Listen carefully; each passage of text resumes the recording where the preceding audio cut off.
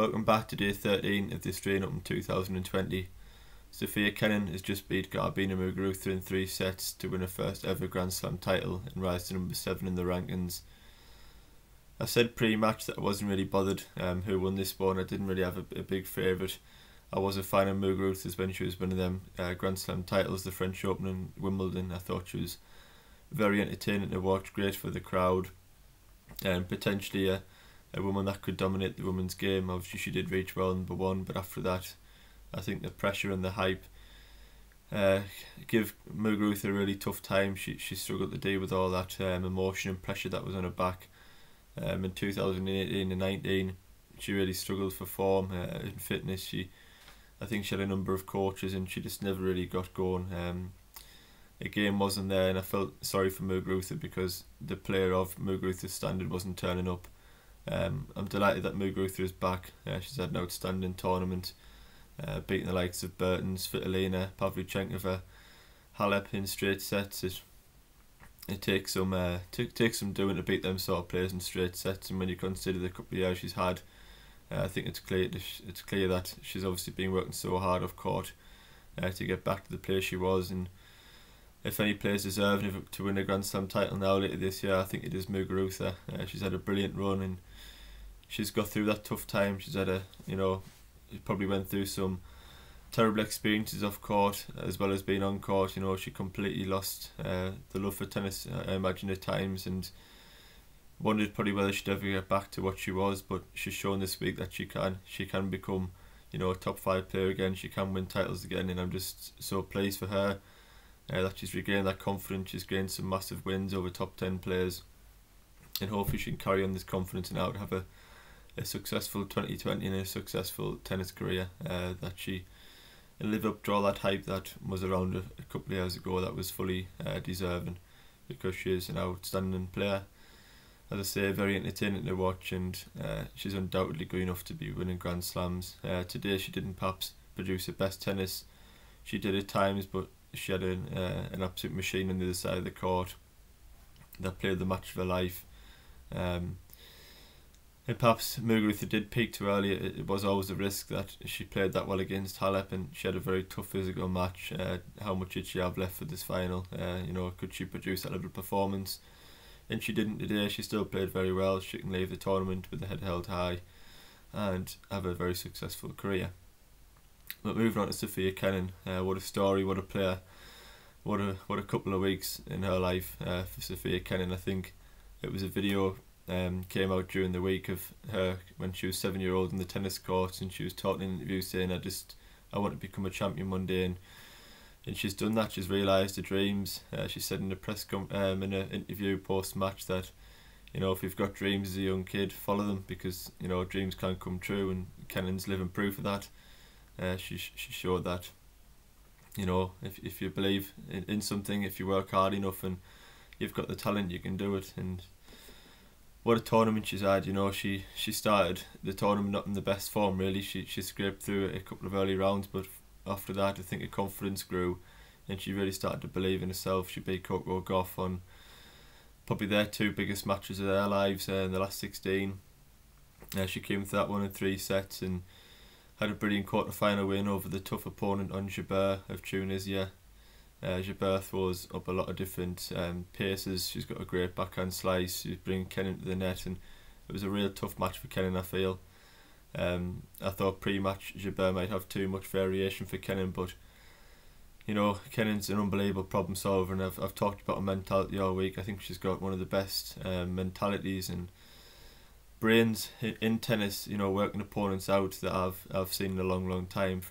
Considering she's 21, she'll progress physically, she'll improve at tennis as she goes on, but if she can keep that mentality and determination and fight and heart and spirit that she shows on court, then there's no reason why Kenin can't win multiple Grand Slams really. I think that mentality is more important than any shot. You can see how much she wants to win, how hard she works off court, how much she prepares for opponents, and I just love Kenin how she takes it point by point.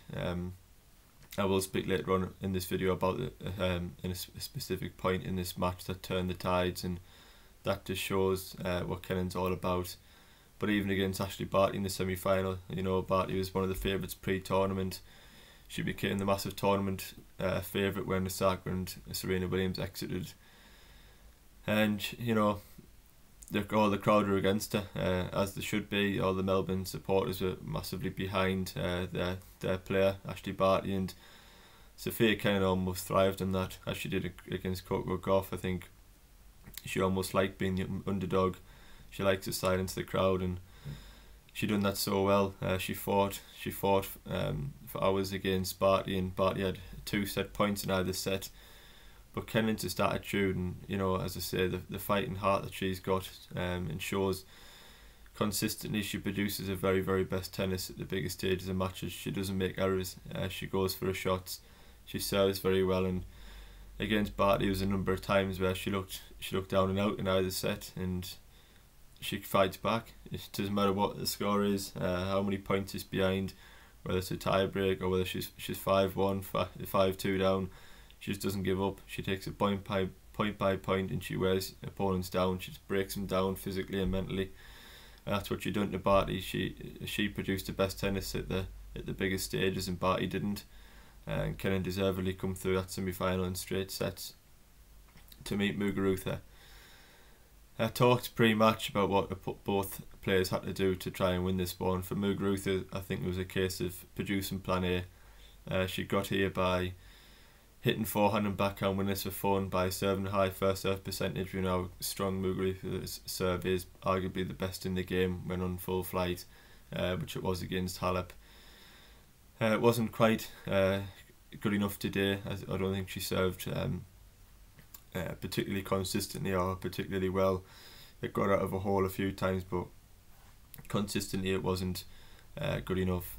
And that's a massive part of Muguruza's game. We know how she likes to follow that first serve up with aggressive ground strokes and push her opponents back and really bully them in submission. But Kenin just returned so well today, and she loves to put pressure on opponents, make the games long, make the match grueling, because we know how fit and mentally strong Kenin is. If sets go to the back end and, you know, they go to tie breaks, 5-5s, Kenin backs herself all the way, because there's nobody with a mentality as strong as hers. As I say, there's many players buckle under the pressure at later points in sets, but Kenin's not one of them. Kenin's just, you can run out of words to describe how good she is mentally. She's just quite incredible, especially when you consider she's 21.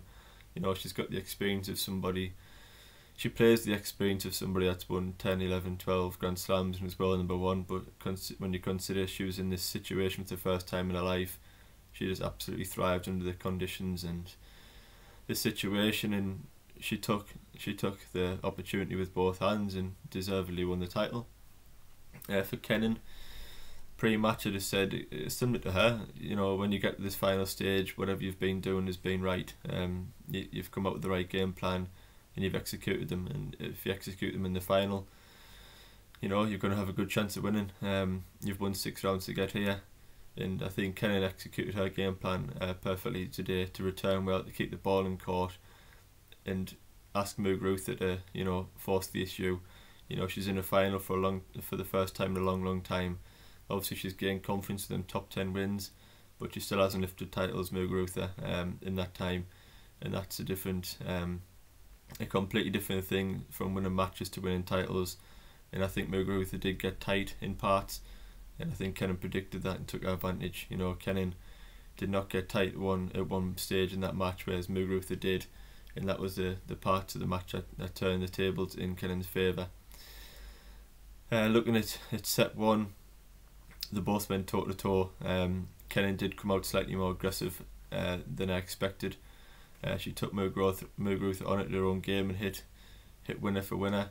It was a very, very tight opening set, but Muguruza started to strike the ball very, very cleanly, and when she strikes the ball in that way, picking forehands and backhand side to side, attacking the net with real authority and class, she's very, very tough to stop. And I think even Kenin at stages in that first set struggled today with a rampant Muguruza, who came out with a vengeance and looked like she really wanted to lift that 3rd Grand Slam title and get back in the winners' enclosure.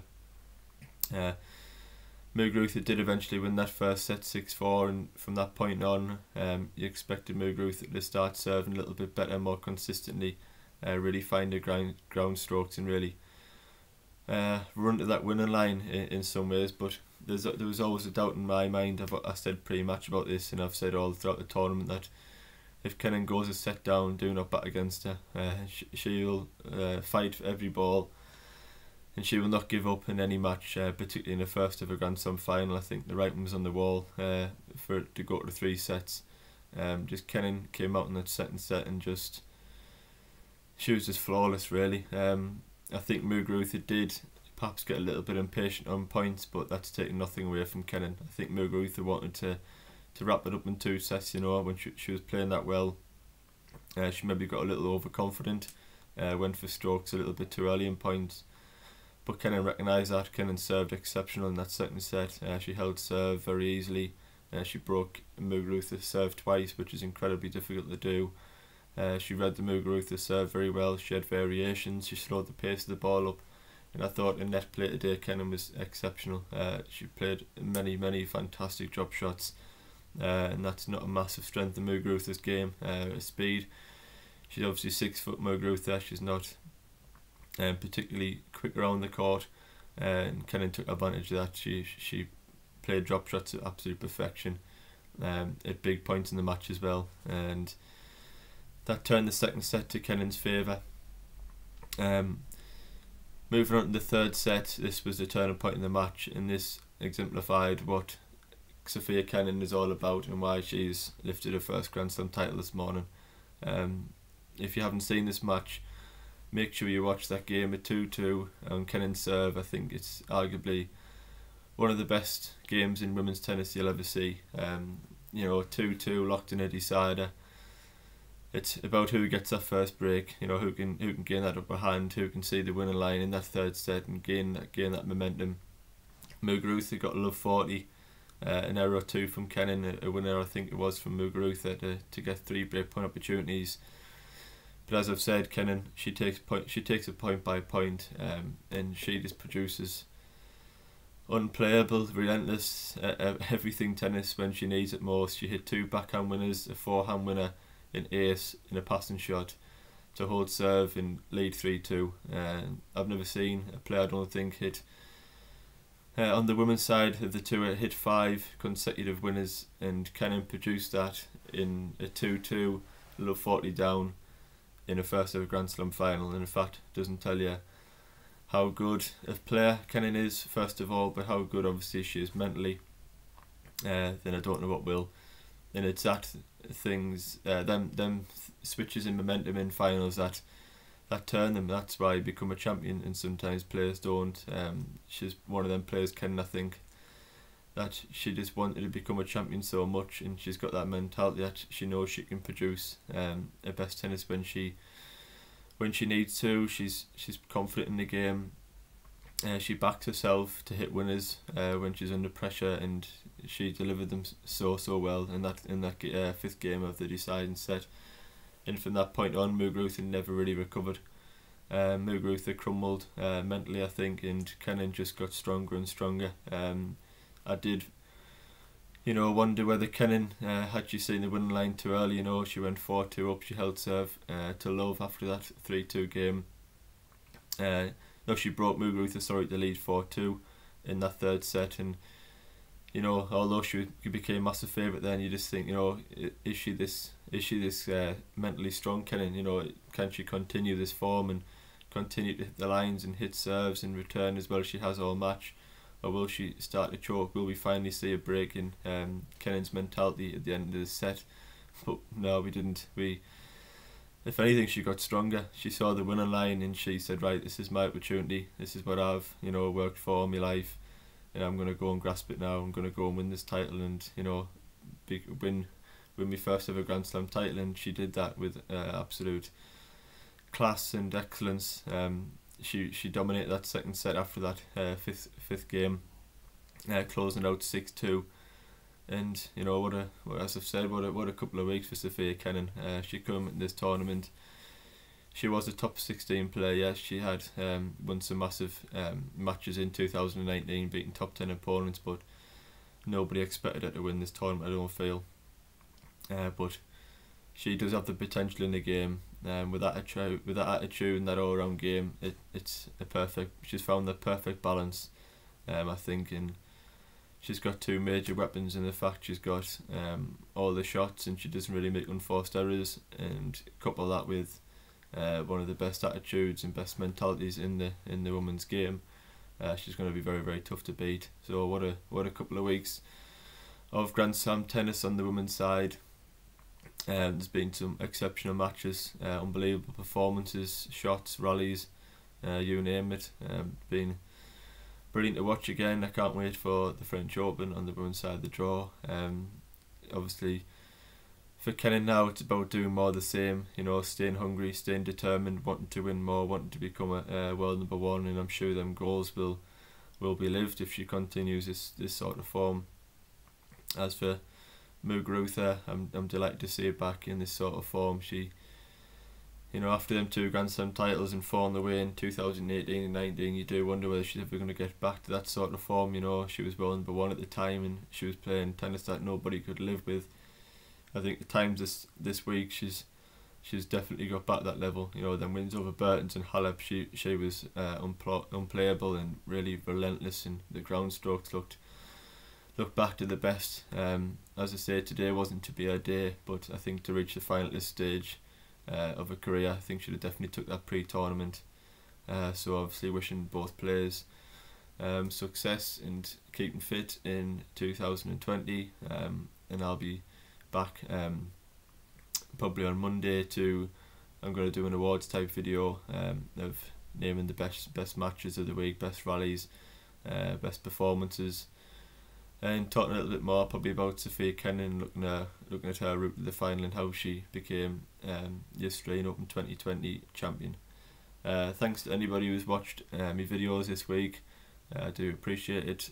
Please like and subscribe. I'll be back later on to preview the men's final, and also back with another video tomorrow to review that men's final. Thanks again, and I'll see you later on.